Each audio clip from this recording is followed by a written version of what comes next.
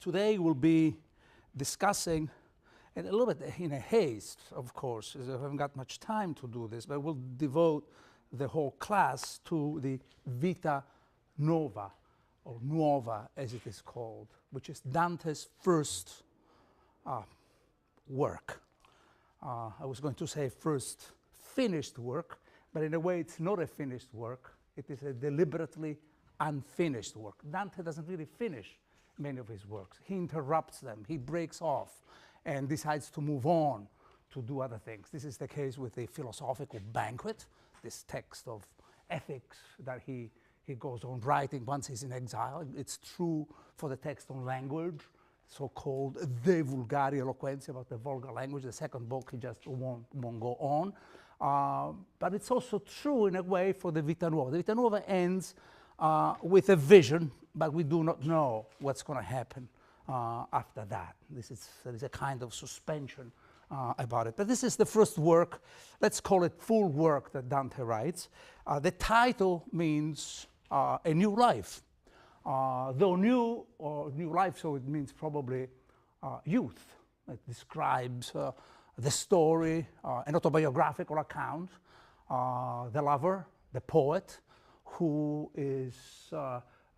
falls in love with Beatrice. You may remember I called it the first decisive event happening in his early life, immediately after his mother's death, and describes the story of this love for Beatrice, who then, in the narrative, dies, and he, the pilgrim lover, poet, goes on recording the confusion, the sense of loss that ensues this event of the death of Beatrice, his betrayals, becomes an ethical drama, as most lyrical poetry of the Middle Ages does. They're always dealing with the treacherous presences, with betrayals, with infidelity, etc. And then he ends up having a final vision. So it's youth, it's the new life, means above all youth. But new means many other things, which I think the narrative will go on, the meanings of which I think the narrative will sustain. New in Italian means surprising, unexpected, even strange, novel, marvelous. Therefore it gives a kind of direction to the way we should be reading this story. It's primarily, well, all these meanings are true, and it's an autobiography, or what we call, I will come to the description of what an autobiography is. It's also what we call a novel of the self. Another way of speaking about autobiography, which literally means I write about myself. So let me say a few things about this structure, this autobiographical structure, these formal problems, before we get into the narrative as such. From one point of view, we might all agree easily that if you knew that this is, the Vita Nuova belongs to the mode of Provençal poets, who would all write what they would call vida, life.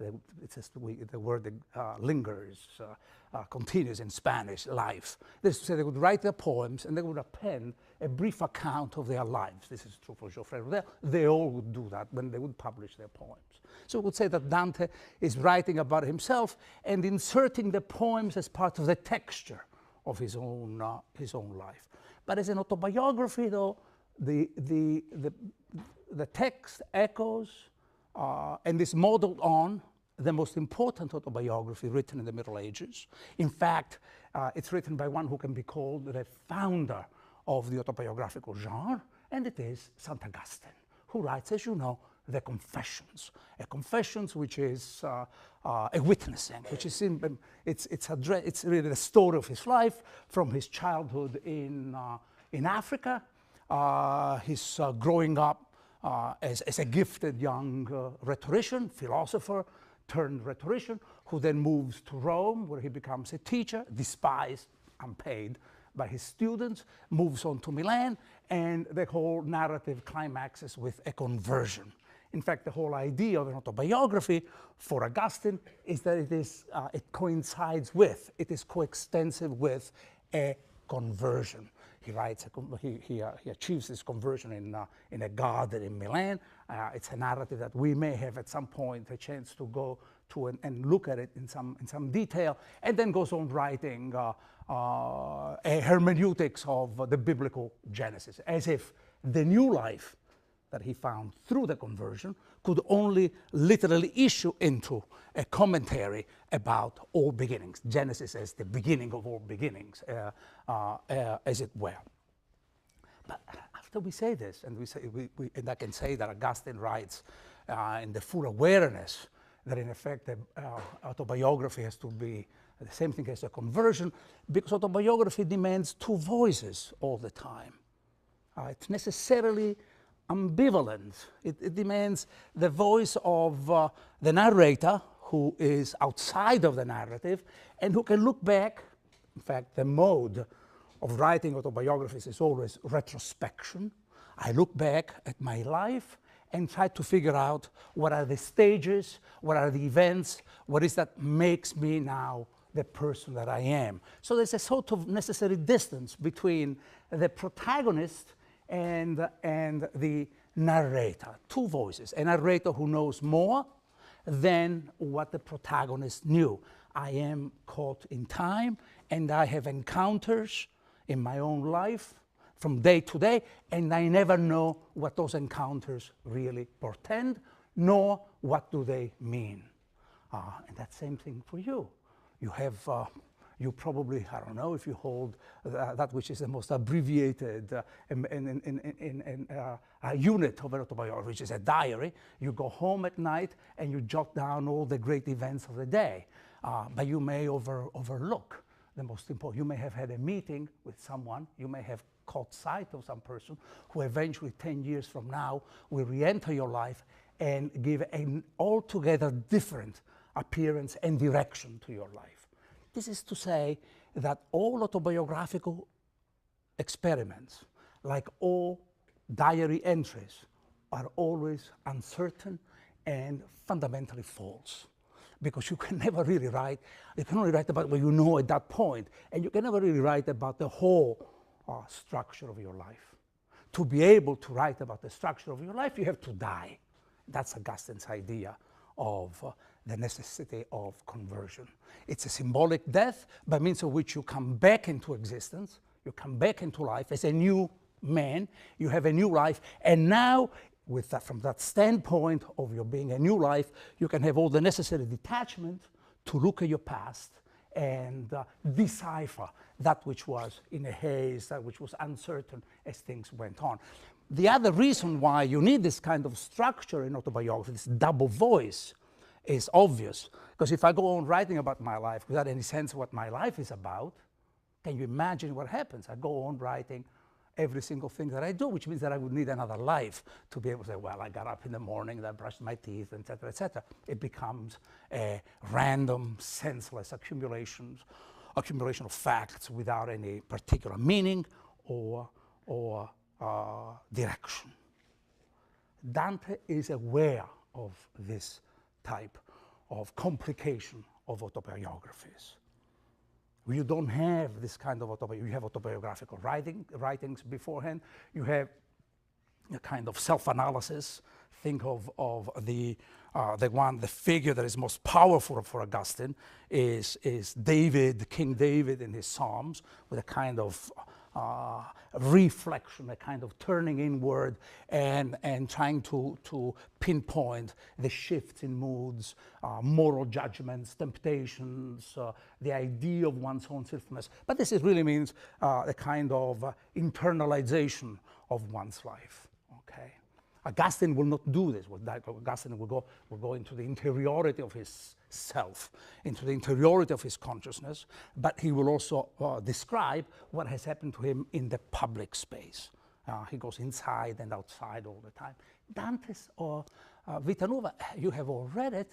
It's really a complicated text from this point of view, because for it being an autobiography, it's amazing how little he tells us really about his own life. There's nothing concrete about this text. We know that it has taken place takes place in Florence, but Florence is not even mentioned.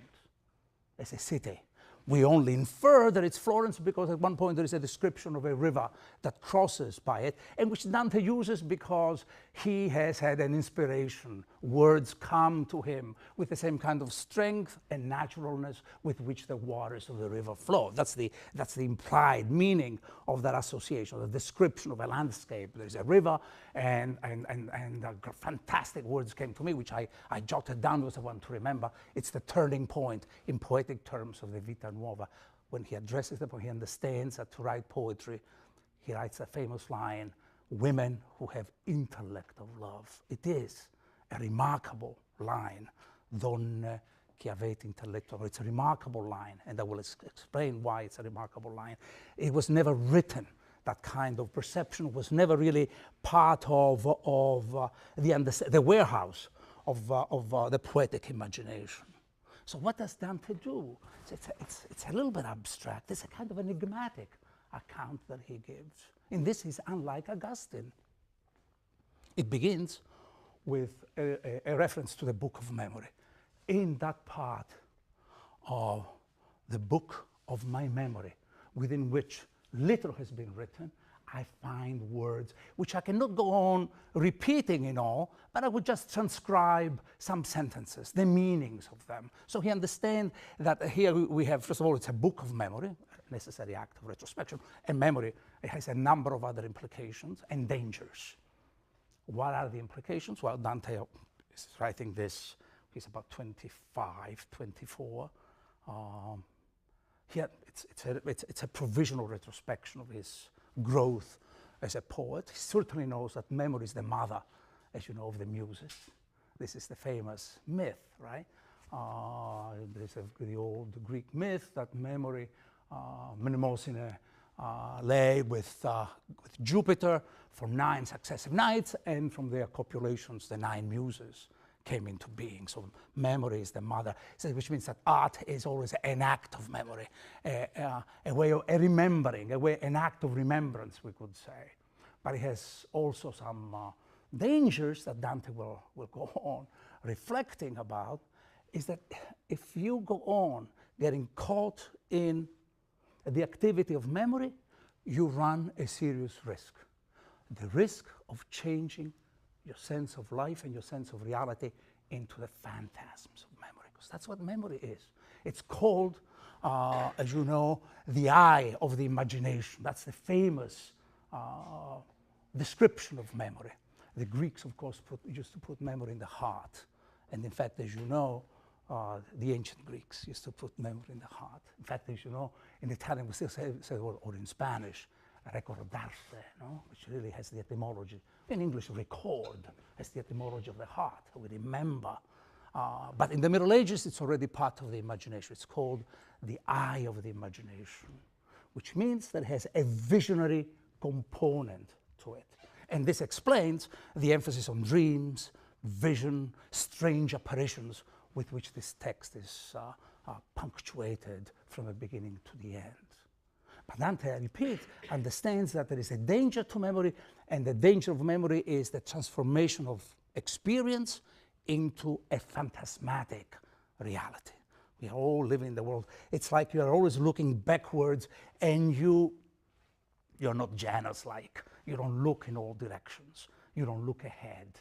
And Dante will turn against memory. The second thing that we get from that little exordium of in that part of the book of my memory, we know that Dante is praising himself. I find words which have been in the inscriptions of memory. I'm not going to repeat them all, but only some of them. We know that Dante is casting himself as the editor of his own book. That's the double voice. And this is the double structure of this little text of his. First of all, it's a double, has duplicity all over this text. Yes, it's a book of poetry, and it's a book of prose. It's not an unusual structure. Boethius, The Consolation of Philosophy, is written like that. Dante also writes other texts like that. You know, but what are the implications? Well, there is a lyrical self who has been in the throes of a great passion for Beatrice, who struggles sometimes with his inspiration, who waits. And that's the problem he has. one of the crises that he has is that he's always waiting for words to come to him. He's always waiting for Beatrice to say hello to him.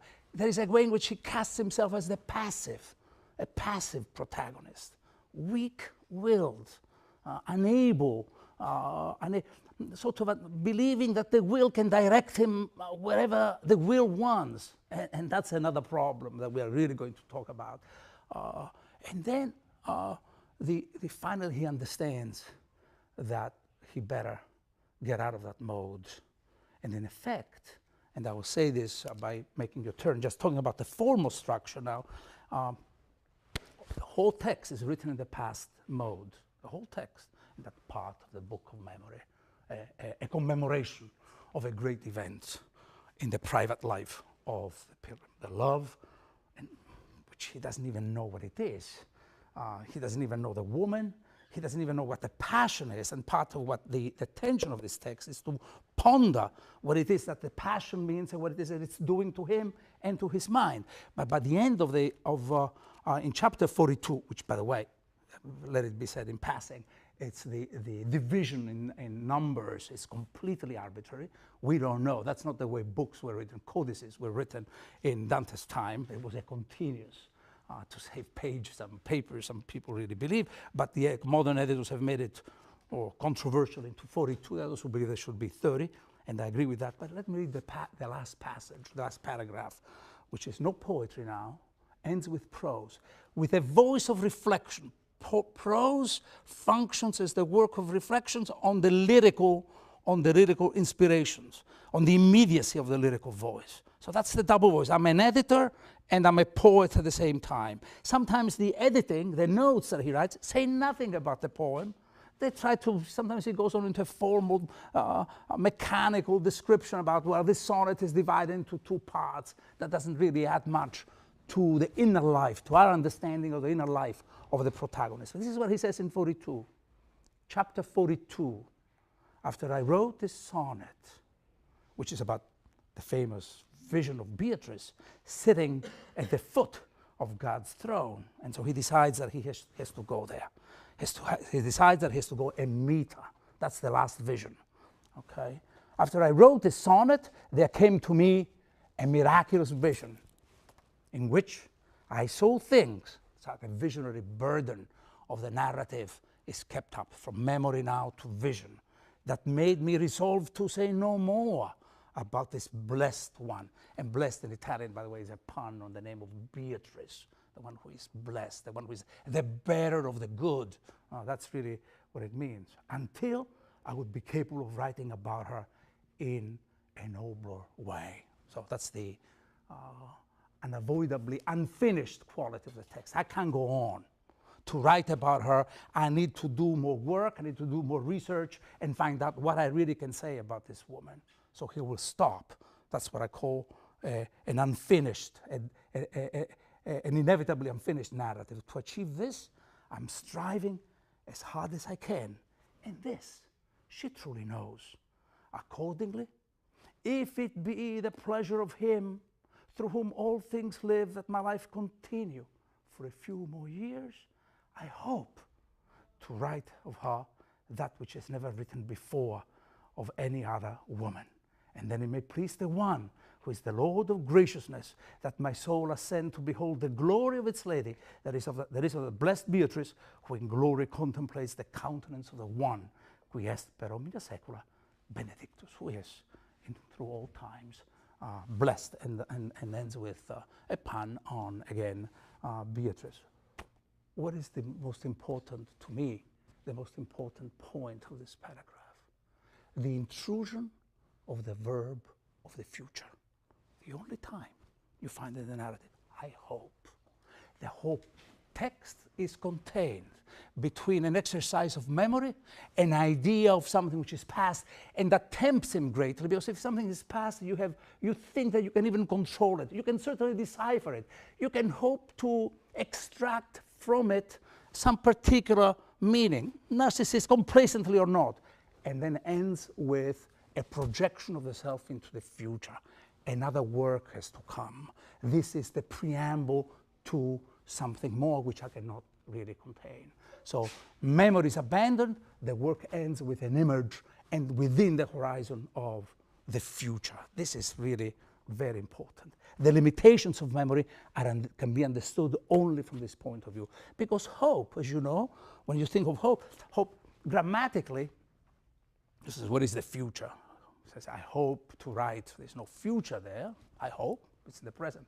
But hope grammatically is a verb, as those of you who have studied a little bit of Latin, remember, always takes a future participle. I hope that I will do this. Say, I hope I would have done this. It doesn't work. I wished I had done that. But so it takes it's a verb of the future. It is literally also, in substantial terms, it's a virtue. This is to say I hope is a theological virtue, hope, which always implies the future. It says that the past is not really over and done with. Because once you include or you intrude the category of hope, you really believe you can change the meaning of the past. Things may be happening whereby all your past errors, all your past mistakes can be seen and will be seen in a new life. So much then for this question of the structure. I repeat, we have prose and poetry, we have the voice of the lover, and we have the voice of the editor. We have a text of memory that at the same time turns against itself, points out the limitations of memory, and opens to the future through hope, right? And you have this idea that something amazing is going to happen, something that though nothing concrete is being given, everything will take place within the self. It's the moment where Dante abandons Augustine. I began by saying that the rhetorical mode that Dante really follows is Augustine's Confessions, which is a text of retrospection and ends with the commentary on Genesis. Dante ends with what we call a prolepsis, a weird word. It's not so weird, but a word that means a projection to the future. Autobiography has this kind of future dimension and cannot be contained. In other words, it's not over and done with. The mode, which is really, just to make this really intelligible to you, the kind of text that is most like what Dante has written in the Vita Nuova is really Joyce, who writes the portrait of the artist as a young man. That's the way you can really, if you cannot have a conversion, if you cannot die, as Augustine says you have to do when you write an autobiography, in order to come back as a new man and be able to write your life story and find out the meaning of your life, then what you can do is write about yourself with a kind of temporal distance that is brought by time. I'm no longer the young man I used to be, but I do know those passions, and I remove myself from them. And exactly the same way Joyce does it with a portrait of the artist as a young man, which ends with the projection of going to descending into the smithy of the soul and writing the forge the epic of the future. That's really it ends with a project for the future. So this is a kind of a mode of autobiographical writing that Dante really prepares and puts forth. What happens in this text? So much for the by the way, you can stop me at any point as I'm talking if you want me to clarify things, or we can leave at the end. What happens in the text? It's a love story. It's a love story of a young man who meets, at the age of 9, meets a young woman who is roughly of the same age. He says she's in her 9th year, doesn't even know who she is, but feels a kind of bliss. Then sees her again 9 years later, so we know that there is a kind of numerical symbolism running through. The number for Beatrice is 3, 333, a Trinitarian number.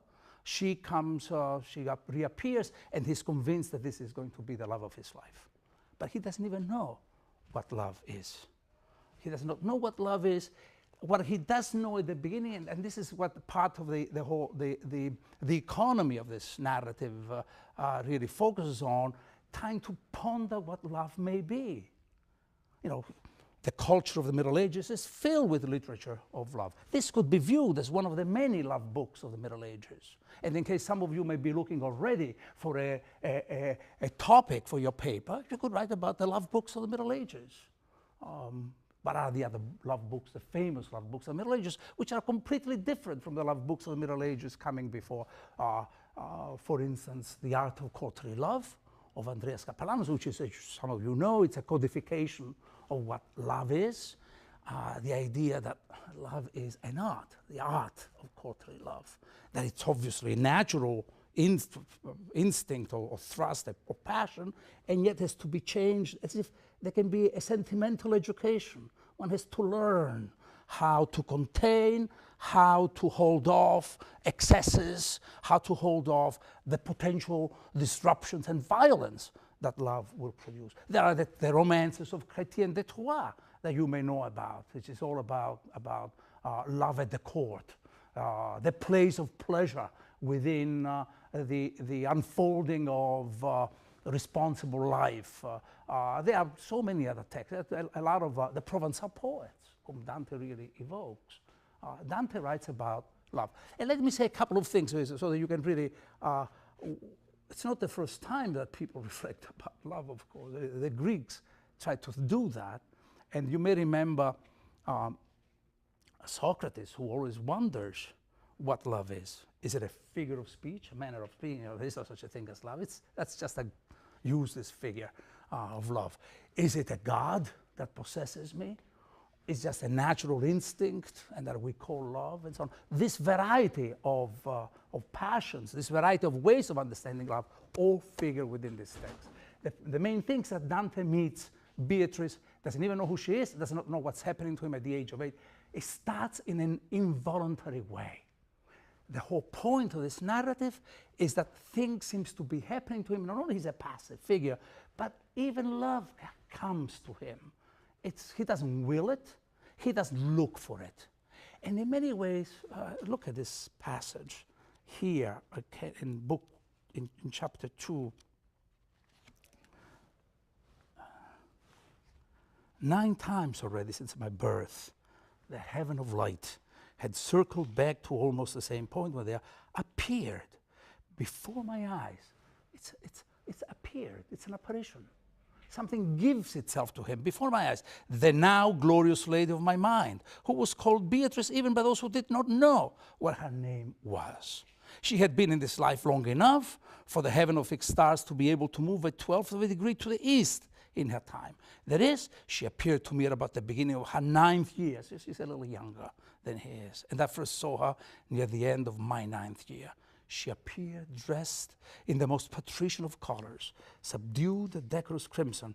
At that very moment, and I speak the truth, the vital spirit, the one that dwells in the most secret chamber of the heart, began to tremble so violently that even the most minute veins of my body were strangely affected. And trembling, it spoke these words: here is a God stronger than I, who is coming to dominate me, to rule over me. I mean, these are set descriptions of what love is. The point is that he doesn't will it, he does not know what this is about. Why does he present himself as unwilling, this passion? Because passions which are unwilled seem to be more important than the things that we will.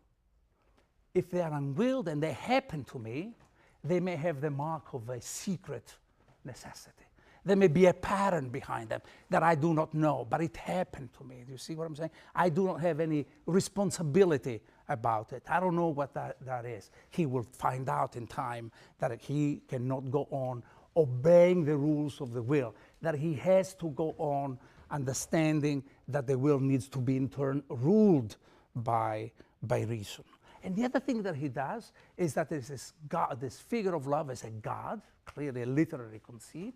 He has no idea, who speaks to him, overruns him. Not only overruns him, he takes refuge in the chamber of his house, the chamber of his mind, and there he goes on engage in deliriums, dreams, etc. That is to say, all the clinical signs of love. He thinks that love is a passion that disabilitates him. This whole problem will come to a head with the first sonnet that he writes, which, by the way, is really the poem we know. Dante is 17 years old when he wrote this poem. So we know that this is really a kind of it's a dream. It's a poem which appears as a dream, which I read in English in this so-and-so translation, but it's better than anything I could try. To every captive soul, it's a horrifying dream, as you can see. To every captive soul and loving heart, to whom these words I have composed, I send for your elucidation in my reply. Greetings I bring for your sweet Lord's sake, love. The first 3 hours, the hours of the time of shining stars, were coming to an end, when suddenly love appeared before me. To remember how real it was appalls me. Joyous love seemed to me, holding my heart within her hand, and in his arms he had my lady, loosely wrapped in folds, asleep. He woke her then, and gently fed to her the burning heart. She ate it, terrified, and then I saw him disappear in tears. It's a dream, a horrifying dream about a lady which is asleep, held in the arms of the Lord of Love. She wakes and eats the heart, a heart that is given to her. It's a story of clearly how the heart nourishes love. That's the sense. But the meaning, he says, it's a dream, another involuntary experience. A dream comes to us without our will, without our wanting it. And he says the meaning of this sonnet was unclear.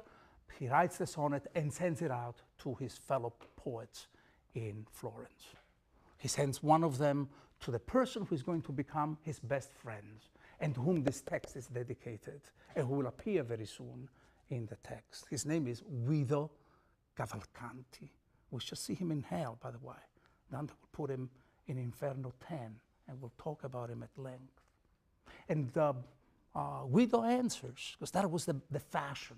You just write a poem, and then by taking your own rhyme scheme as a kind of response, they go on really writing about this. And Guido Cavalcanti says to him, well, you're really right, you really had a vision, which means that you cannot quite trust love, that you really have to turn away. It's a kind of admonition to you. Move away from all of these figments of love and turn to philosophical studies.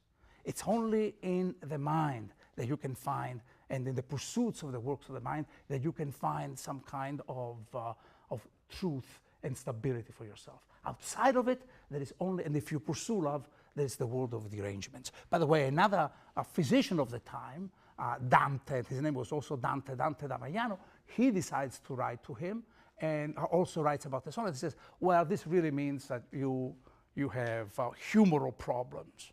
Take cold baths, and everything will be okay. You really need to rebalance the new equilibrium for your humors. One reduces love to a question of bodies, the physician, as if it were just a disease. The other one reduces it to a question of love's danger vis-a-vis the stability of the mind. Dante will go neither with one, and will not listen neither to one nor to the other. The rest of the poem will be that of trying to understand what this love really is. Crucial chapters will appear. Chapter 8, he describes as going to a funeral. You remember where he sees a dead woman, and you wonder, what is the point of this kind of scene? And the point, I think, of that scene is that there is a body, and that body is inert and dead, and that there is no possible connection between him and this dead body, so that love is not reducible only to bodies. There must be some kind of animation, there must be some kind of soul or life that accompanies it. And in chapter 12, finally, Dante seems to be moving a little bit away from this Provençal, this way of describing love terms, of conventional terms that I have to describe to you. And he has this other dream about the God of love who comes to him and says, it's time for you to put aside all simulacra, all fictions, all emptiness. Let me just say a little bit about more at this point about love and the kind of questions that Dante raises. Whenever we think about love in the modern era, as you know, this is not my ideas, but particularly I believe in them. Others have formulated these ideas. Whenever we think about love in modern times, that the formulation of love as we understand it today is essentially medieval. The Greeks do not have this understanding of love the way, the romantic idea of love, the way we do. They understand love as an intellectual pursuit, as an ascent up the ladder of being. It's the work of philosophers, that the minds can go on through the various degrees of reality and intellectual reality, and one can grasp it. There is friendship, of course, but there is not the idea of the love of a man for a woman, which is so crucial to the romantic understanding of love. The Romans had no understanding at all about either what the Greeks knew or what we know. The most important Latin voice about love is, for instance, I think, Catullus, who talks about love as something to be slightly embarrassed about. It's a weakness. A serious guy does not involve oneself in this kind of pursuits. This kind, you have to do the serious work of living, the political issues, go into the forum, negotiate, etc. But come the Provençal world in the south of France, the Provençal courts, love changes both its meaning and its contours. Now, love is the love of a man for a woman, and it's usually described, and you can see even in Andreas Capellanos and the Art of Courtly Love, or in the texts of Chrétien de Troyes, it's described as maybe it can be a clandestine, secret relationship. It need not be within marriage, because marriages are usually business propositions. It is a kind of emotion that potentially violent. In fact, the effort is one should. What is the sociology of love? Can a noble man fall in love with a plebeian woman? Can a noble woman fall in love with a plebeian man? So it's a sort of arrangement about what love can be. And yet they describe it, they always describe it as the experience that causes insomnia, loss of appetite, the lover turns pale and can't speak in the presence of the beloved. They go on describing the physical properties of love. The other great revolution about love is what is contained in this text. He's not the only one. Dante is not the only one to have brought it about.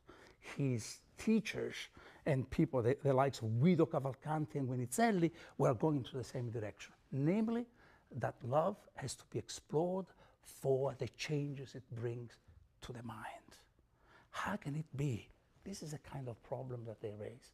How can it be that I see a woman and the image of that woman obsesses me? What is it about my mind?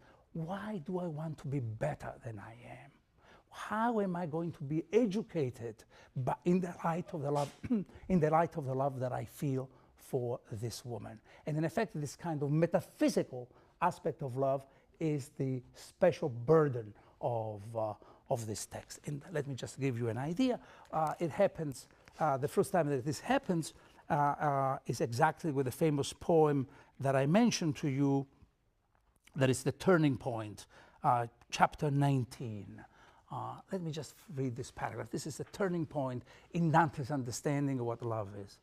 Then it happened that while walking there down a path along which ran a very clear stream, we guess that it's the Arno River. He won't say. He's not interested in the outside world. He's only interested in what love does to his inner self, to the story of his mind. I suddenly felt a great desire to write a poem. And I began to think how I would go about it. What an extraordinary moment. Finally, he's not just jotting down words that come to him, he just starts thinking. This is not just about a self that is desiring or willing or unwilling, and who lives that kind of strange world. Oh, it's a good thing that things are happening to me because I can't help it. You know, it's I can give up my whole exercise of what I can do. The sense of purpose about what is happening, changing will into a rational activity. Now he starts thinking, and I began to think how I would go about it. It seemed to me that to speak of my lady would not be becoming unless I were to address my words to ladies, and not just to any ladies, but only to those who are worthy, not merely to women. Then I must tell you, my tongue is not out of it yet, as if moved of its own accord, spoke and said, ladies who have, actually he says women, who have intelligence of love. With great delight, I decided to keep these words in mind and to use them at the beginning of my poem. Later, after returning to the aforementioned city and reflecting for several days, I began writing a canzone, meaning a song, which for Dante is the noblest form of rhetorical form, and using this beginning, and I constructed it to in a way that will appear below in its division. The canzone begins, ladies who have intelligence of love. I wish to speak to you about my lady, not thinking to complete her litany, but to talk in order to relieve my heart. Not thinking to complete her praise, her praise. It's a poem of praise. Therefore, a religious, kind of very close to religious poems. As you know, they are so-called laudatory, laudatory, we say in English, to come back to this, to give you a sense of what this kind of poems can be. The praise, which he would like us to distinguish from flattery. You know, there's a difference between praising someone and flattering someone. Praising, you really don't expect anything in return. You're praising. There's a kind of sense that you are trying to describe and yielding to the lure and the power of what is in front of you. Flattery always implies some kind of circuitousness, some sort of desire to get something. You flatter. It's a rhetorical form. You flatter because it implies some degree of manipulation.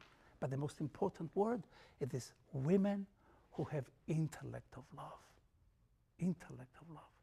Finally, intellect and love are not two disjointed activities of the mind.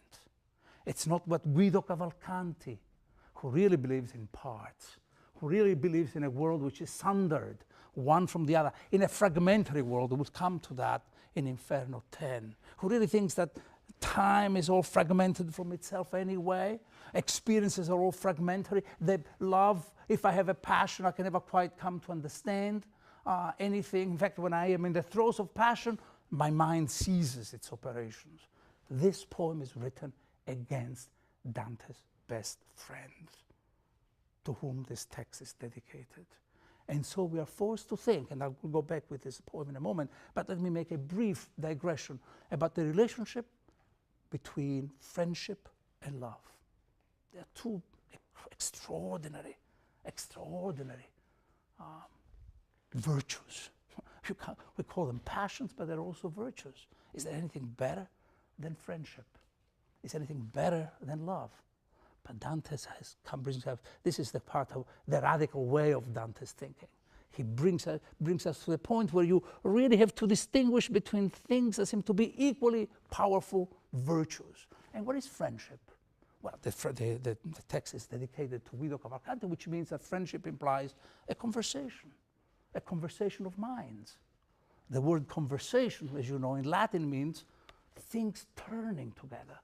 That's what it is. Minds, when you are conversing, minds are turning together in some kind of harmonious turning, looking for some common agreements. And there is a sort of benevolence implied in friendship that presupposes even what you are going to find.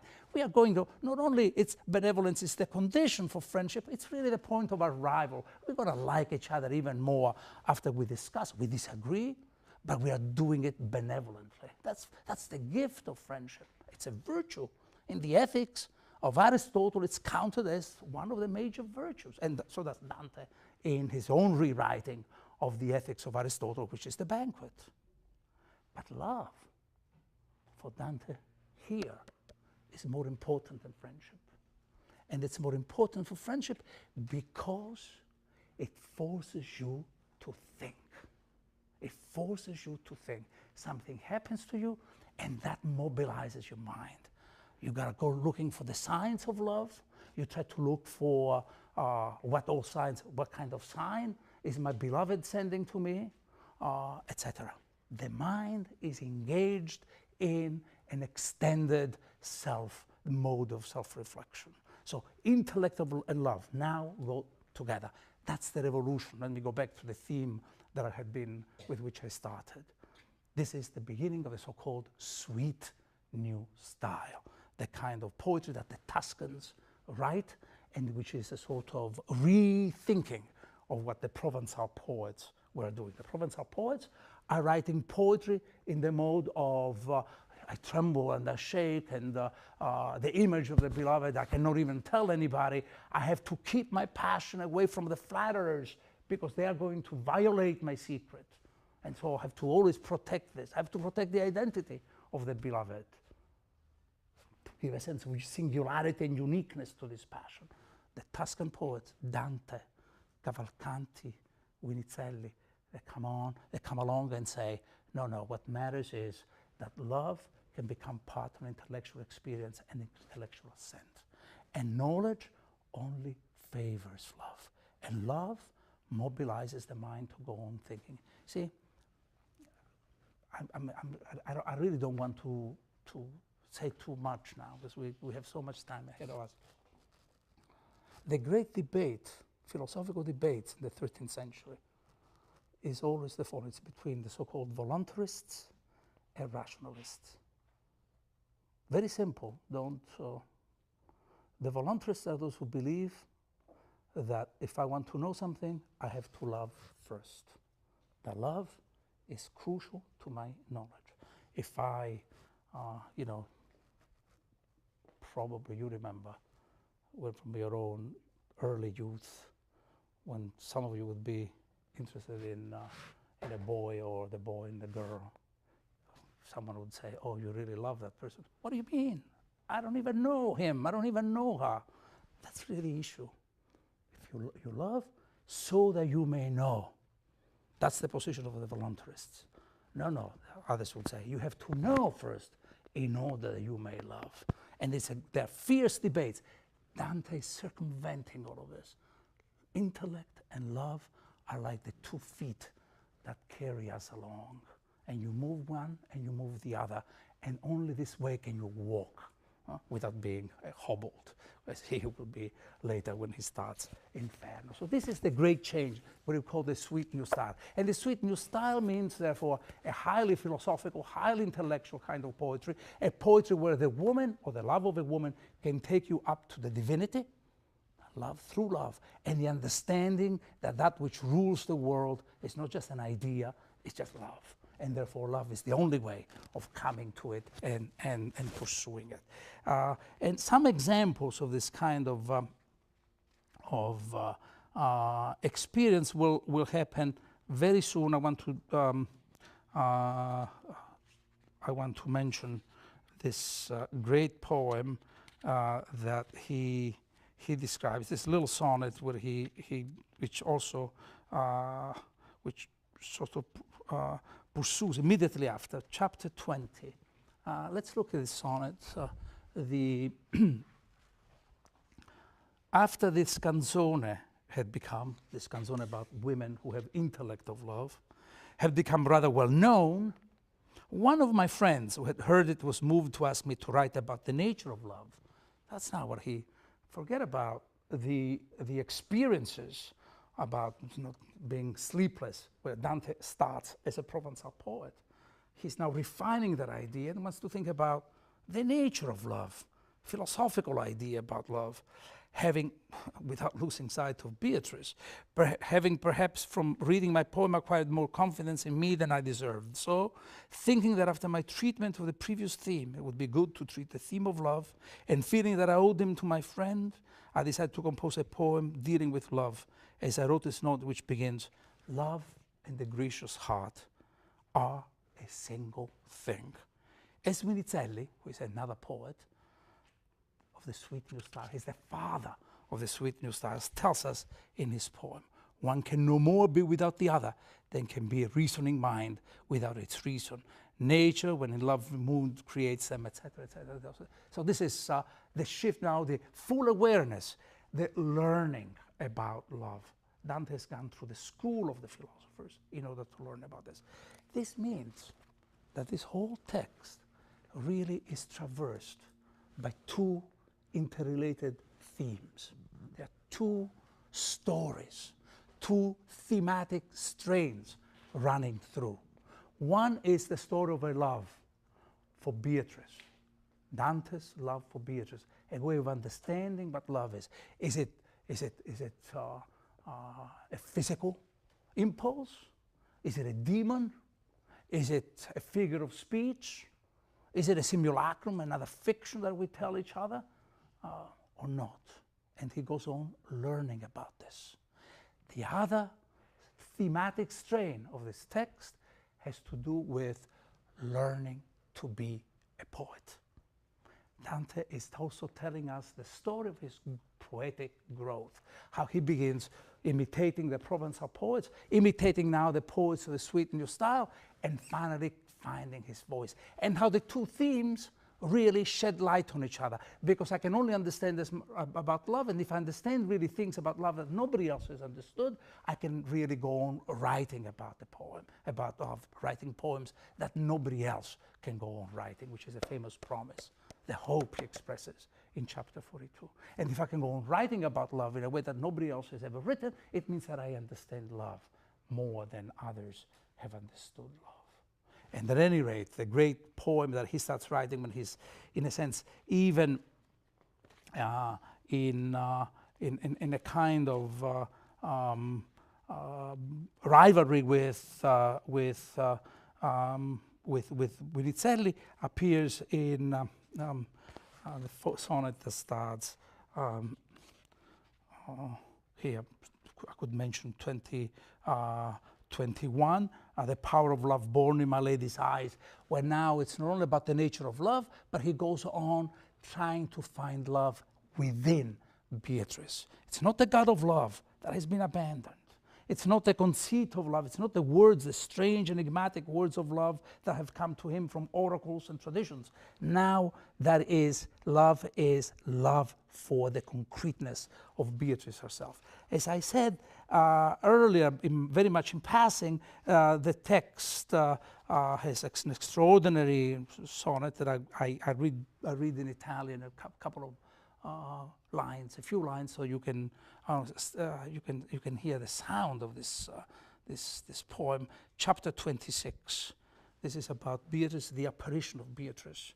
She goes by through the streets, and the world is silent. The world falls silent. It's a kind of general apparition, but also she's wrapped in a kind of mystery and in an inapproachable light. There's always some kind of distance. This is the poem, Such Sweet Decorum, page 57 of this edition, chapter 26, and such gentle grace attend my lady's greeting, as she moves, her lips can only tremble into silence, and I dare not attempt to gaze her, moving, benignly clothed in humility, untouched by all the praise along the way. She seems to be a creature come from heaven to earth to manifest a miracle. So we are now, Dante appears as a sort of poet who carries, because of love, heaven and earth mixed up in his head. Beatrice brings heaven down to earth and asks of him that he can rise up to heaven. These are the words in Italian. Listen to the repetitions, the sounds, the N sounds. Tanto gentile e tanto onesta pare la donna mia, quando è l'altrui saluta, che ogni lingua de ventre amando muta, e gli occhi non ardiscono di guardare, ella si va, sentendosi laudare. And so only praise can come in her direction. And finally, how does Dante really get out of this sense of constant wonder? Because that's a poem about wonder. So Beatrice appears, and it's a miracle. wonder. And that's how you start thinking. As soon as you believe that what you perceive is a wonder that you don't quite understand, you want to go on trying to understand it. That's the heart of the effort of reflection, right? So there's this kind of sense of constant perplexity, great excitement at the idea of Beatrice. Now Beatrice has died. Her death appears around chapter 29. How real can she be now that she's... Well, how are you going to relate to someone who is dead? And Dante will do that which probably some others could do. We'll try to find the replacements. And we'll go looking for someone who looks exactly like her or reminds him of her, and then finds this chapter 32, 33, 34, this woman who has so much mercy, sense of mercy for him that he's very drawn to her. And he understands that in the measure in which he tries to duplicate Beatrice, then the love for Beatrice was not really singular, that his own project was at stake here. Either you believe in the singularity of the figure you love, or if you believe in the duplication, then you are undercutting your own project. So he's caught in all these dramas till finally he sees some pilgrims, and this is really the great direction. And with this, I will stop and see if there are some questions. Chapter 40, some pilgrims. You know that the pilgrimages, they used to go to Santiago de Compostela, as they do now. Then they used to go the famous from the north of Europe, the so-called, they would go to Jerusalem. They would go to the Via Francigena, as it is called, that goes from the north, following a particular path. They go to Rome. And here he sees some pilgrims who are going, they're called Romei. There he sees some pilgrims going to Rome. And this is the poem he writes. And this is an extraordinary poem. Pilgrims, he addresses them. They don't listen to him. They know nothing about him. He addresses them, moving pensively along, thinking perhaps of things at home you miss. Could the land you come from be so far away, as anyone might guess from your appearance, that you show no sign of grief as you pass through the middle of the desolated city?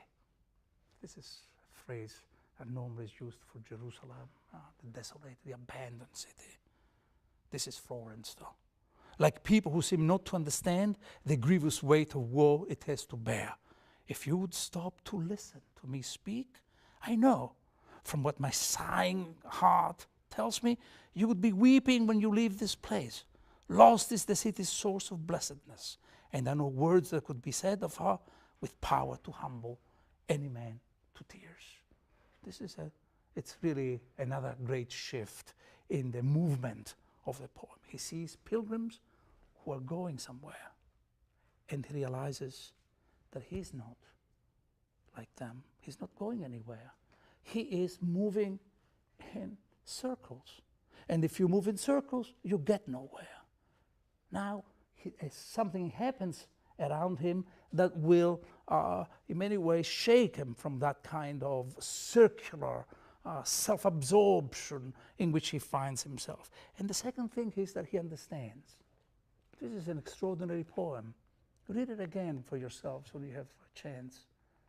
He says he understands that the mythology he has been constructing about Beatrice is an absolutely private mythology. It means nothing to anybody else. You who come from afar, and he's like them because he too is, they are separated pensively, a word that implies suspension, the same word, to think and to be suspended. It's the same etymology in Latin, right? They are halfway. They are here now, going through Florence, going somewhere to a destination, and nostalgically separated from the world they left behind. And Dante too is not going anywhere, but he doesn't have Beatrice with him and has no idea of where he's, though, unlike the pilgrims, where to go. Above all, if I were to tell you anything, you would understand that this is a desolated city, but you do not know, and the implication is you may not care. My mythology is private. The effort I have to make is to transform my private mythology into a public discourse. This is the transition from the Vita Nuova to the Divine Comedy.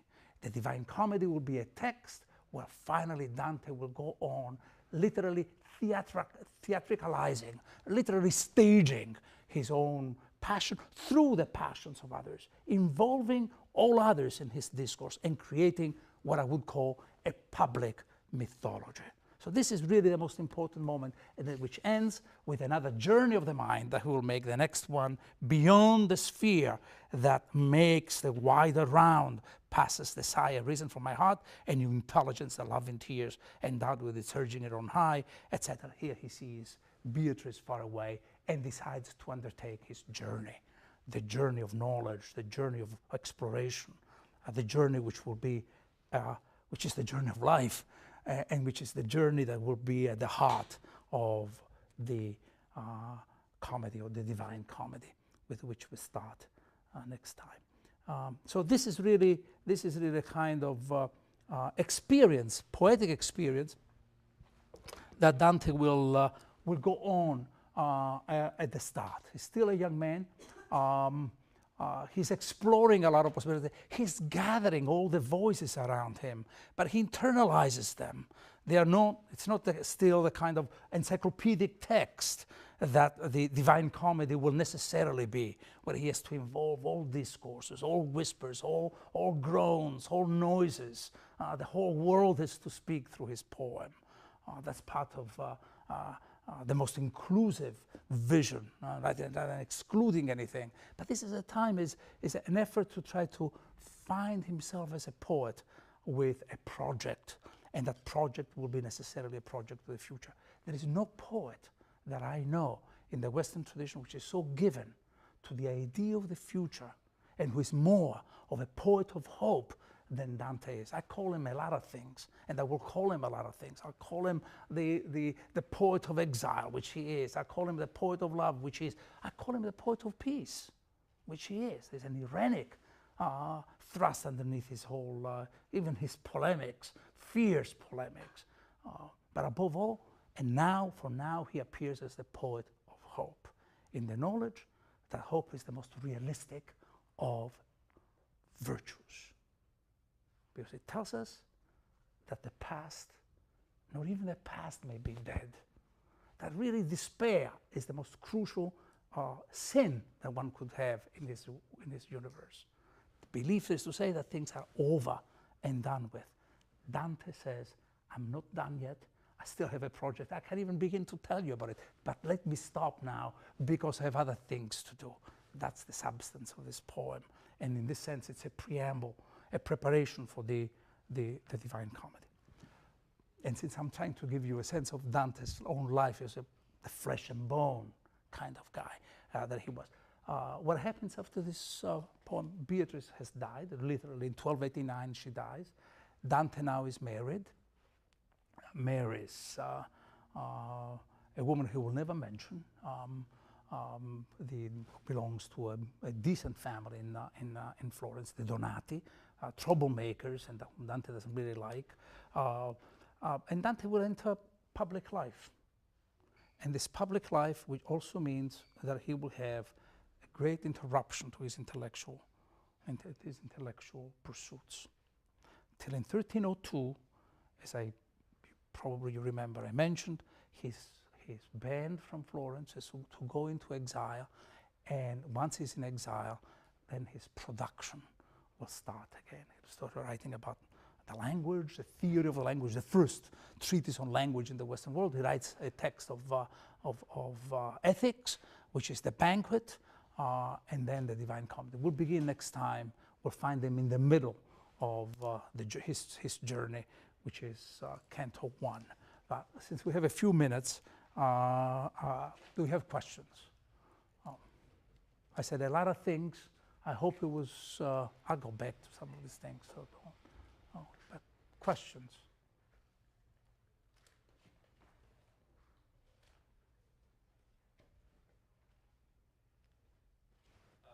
Well, this is not exactly about your lecture, it's about the text. Do you recommend that we go with a specific text that you recommend on the syllabus, or I already own the Mandelbaum translation. Is that usable for this course as well? Yes, the question is, do I recommend that the students stick to the text that I mentioned in the syllabus, or can they go on using other texts such as Mandelbaum's translation? And the answer is yes, you can. It's a very good, Mandelbaum's translation is a very good translation. I don't use it for one simple reason, because he's a dear friend of mine. He probably will hear me now. Everything will be on record. Poets have a weakness. When they translate, they do it out of great love for the texts. But deep down, there is the idea, look at this, I can do a little one better than even Dante. And he lapses into that, and I have told him more than once. I like this unpretentious translation by St. Clair. Prose sometimes is wrong, I will tell you, when it is he's blatantly wrong, but you can use Mandelbaum. Or if you have Singleton, or you have Durling and Martinez, or if you have, actually, which I think is really better than all of these Hollanders, Robert Hollander, actually translation is by his wife, Jean. So that you can use any translation you want. They are not really all that different from each other. It's usually the sound. And of course, Mandelbaum, as a poet, has a sense of the rhythm in English. Absolutely. Yes? I'm not quite sure I understand how love as a process of acquiring knowledge is different or better than friendship, or like the harmonious turning of love.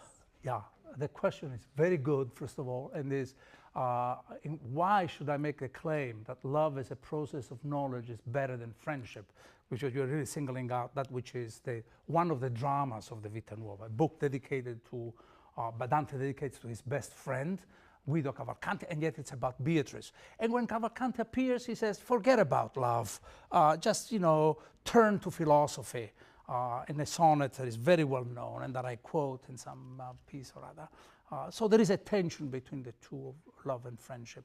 And we agree, and you seem to be agreeing, with the very generic, not unusual description that I make of friendship. Friendship is really the language of philosophers, right? Philosophers who get together and believe in thought, and believe also that friendship is a great virtue. There's a lot of dramas within friendship in literature. Friendships are trying to outdo each other. I'm a better friend than you. To me, I'm a better friend to you than you are to me. As soon as you talk about that kind of rivalry, you realize that passions also get into that process. But I would say that Dante, I understand Dante to imply here that love is better than friendship, exactly because it does violence on our ways of thinking. Because it forces us never to take anything for granted and in and of itself. Because, listen, this may even be something that you find very romantic, people can find very romantic. The idea that in love, you are going to be surprised by what the signs of love are and the obliquities of the idea of love. Whereas in friendship, you really have a sort of the clarity of an exchange. In love, you're going to have the secret signs that lovers can give each other. To me, a great text that maybe Dante, I'm sure Dante read, is really Ovid. If you go and read Ovid's stories, great stories, but the story of Pyramus and Thisbe, lovers who can see the smallest chink in the wall through which to communicate, and all the inventiveness that comes with it. In a sense, it's really with the idea that love can force us to think about in ways that we could never really imagine, because it is tied to the imagination. Okay? That's what I would say. Other questions?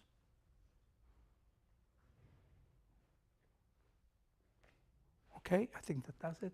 I will see you next Thursday with Canto 1, etc. Thank you. Autobiography, which literally means I write about myself. So let me say a few things about this structure, this autobiographical structure, these formal problems, before we get into the narrative as such.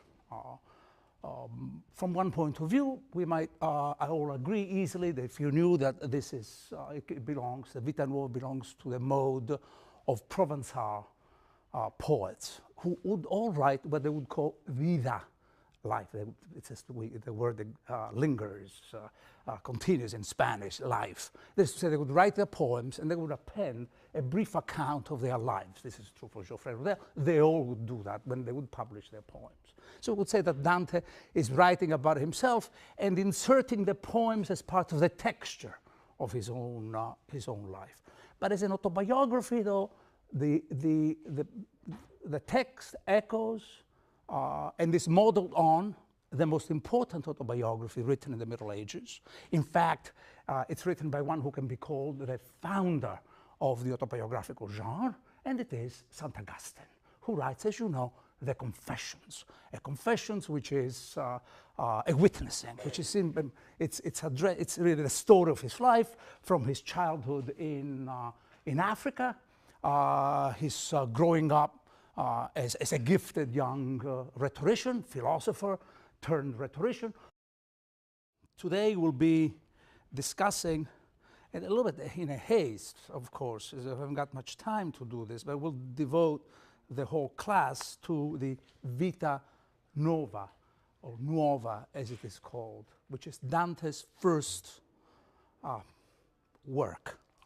I was going to say first finished work, but in a way it's not a finished work. It is a deliberately unfinished work. Dante doesn't really finish many of his works. He interrupts them, he breaks off, and decides to move on to do other things. This is the case with the Philosophical Banquet, this text of ethics that he goes on writing once he's in exile. It's true for the text on language, so-called De Vulgari Eloquentia, about the vulgar language. The second book, he just won't go on. But it's also true in a way for the Vita Nuova. The Vita Nuova ends with a vision, but we do not know what's going to happen after that. There is a kind of suspension about it. But this is the first work, let's call it full work, that Dante writes. The title means a new life. Though new, or new life, so it means probably youth. It describes the story, an autobiographical account, the lover, the poet, who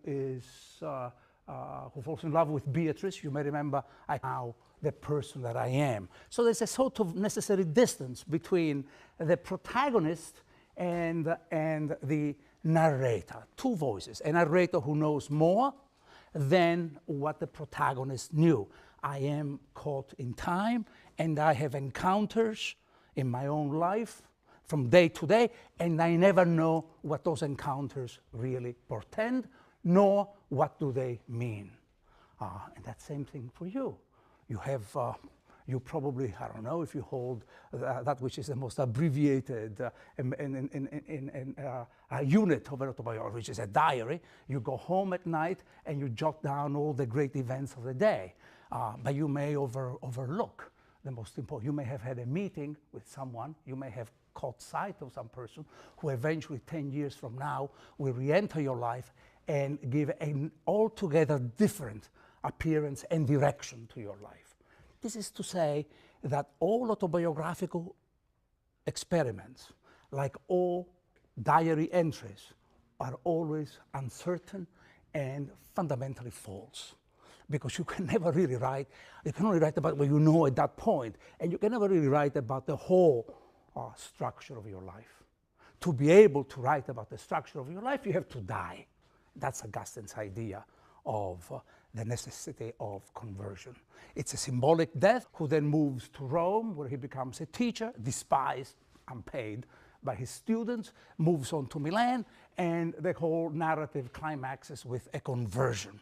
In fact, the whole idea of an autobiography for Augustine is that it coincides with, it is coextensive with a conversion.